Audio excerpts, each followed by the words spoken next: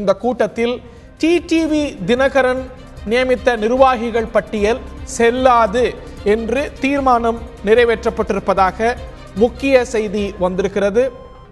தினகரன் அறிவித்த நிர்வாகிகள் பட்டியல் செல்லாது. இது முதலமைச்சர் தலைமையில் தற்போது நடைபெற்று வரும் கூட்டத்தில் தீர்மானம் நிறைவேற்றப்பட்டிருக்கிறது. திரு டிடிவி தினகரனால் நியமிக்கப்பட்ட நிர்வாகிகள் அந்த பட்டியல் செல்லாது என்று அதிமுக அம்மா அணி தீர்மானத்தை நிறைவேற்றியிருக்கிறது. இது ஒரு முக்கியமான நிகழ்வா நம்ம பார்க்கணும்.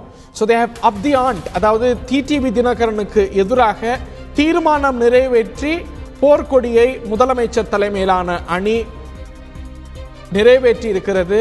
ஒரு வெளிப்படையான மோதல் என்பது அம்மா அணியில சசிகலா அவர்களால் நியமிக்கப்பட்ட துணை பொதுச் செயலாளருக்கு எதிராக முதலமைச்சர் தலைமையில கூட்டம் கூடி ஒரு நிலைப்பாடு எடுக்கப்பட்டிருக்கிறது அப்படிங்கிறது ரொம்ப முக்கியமானது. இது இணைப்புக்கான முக்கியமான சமிஞ்ஞை என்று எடுத்துக்கொள்ளப்பட வாய்ப்பு இருக்கிறது. அடுத்து என்ன அப்படிங்கிற கேள்வி எழுந்திருக்கிறது. தலைமை செய்தி ஆசிரியர் ரங்கராஜ் பாண்டே நம்மோடு இணைந்திருக்கிறார். ரொம்ப முக்கியமான டெவலப்மெண்ட் இது. டிடிவி தினகரனால் நியமிக்கப்பட்ட நிர்வாகிகள் பட்டியல் செல்லாது என்ற தீர்மானம்.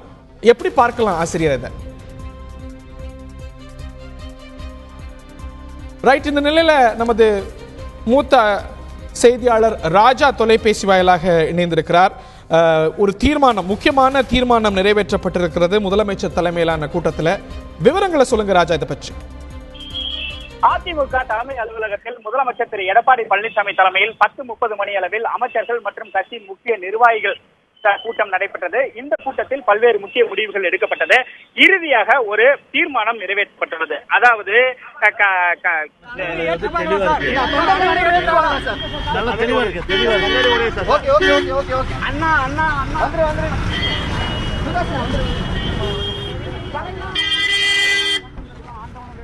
ராஜா, தொடர்ந்து இந்த தீர்மானத்தை பற்றிய கருத்துக்களை, தகவல்களை பதிவு செய்யுங்க.